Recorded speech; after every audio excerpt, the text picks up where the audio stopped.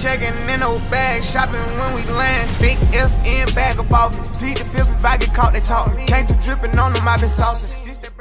Hey, so how's it going, everyone? Welcome back to another brand new video on this channel. It's me, Jay Trades, and today I'm gonna be talking about and giving you guys the best tips on how to simplify your trading. I know a lot of traders, they're thinking trading is very complex and complicated, which to an extent is true, but things that become complex and complicated later become simple if they're truly efficient and actually useful. If it's not useful, it's gonna stay complex and confusing forever.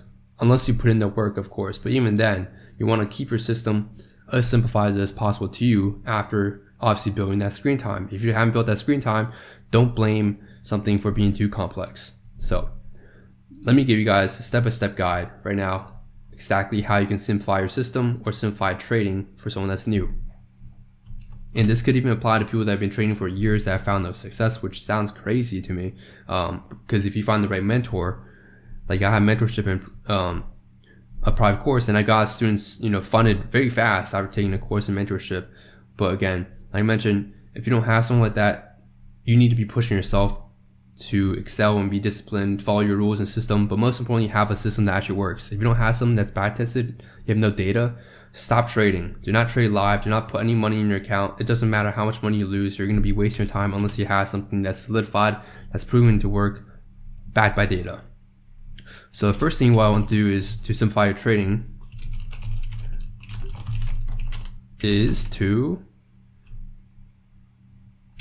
do not do partials. Now, I've seen a lot of SMC traders online. They love teaching about partials this, partials that, especially if you trade like IFVGs, they do partialing a lot. And I know when they partial at internal highs, right? Internal highs, or they break even at internal highs, or they partial after a certain risk reward. Do not partial. If you want to simplify trading, do not partial. Only have a stop loss TP, have one stop loss, one TP, and maybe a break even system. And if you want to keep it as simple as possible, which is known as set and forget, you won't have a break even system. But to keep trading simple is you wait for your setup. So whatever your setup is, I don't know what your setup is. You have to tell me what your setup is, but make sure it's working. If it does work, then perfect. Instead of taking partials, let's say where you partial here, partial here, partial here. If I used to have 4 partials, guys, I know what I'm talking about because I used to do this, and we're still working. Don't get me wrong, but I was not getting anywhere close to how much I understand the market now with confidence, as well as how much more profit I'm making on my winning trades. Not in terms of monetary amount, because obviously your trading account compounds, but I'm saying is in terms of risk reward, relative risk to reward on every winning trade is a lot higher. It's maybe almost double the amount because I'm not partialing at these levels here. Instead, I'm fully TPing at one area. For example, full TP here. Let's say I was trading this full TP at $5.7 instead of taking half off here and then half off here and half off at this high, right? Stop partialing. And a lot of people that don't partial randomly, also partial at random spots, in my opinion, they're scared. They're trading off FOMO or fear, and they're trading also off emotions, which is not how trading should be. It should be just fully backed by data. So that's personally how I view it. It's a statistical game based upon probabilities that you already set in your favor.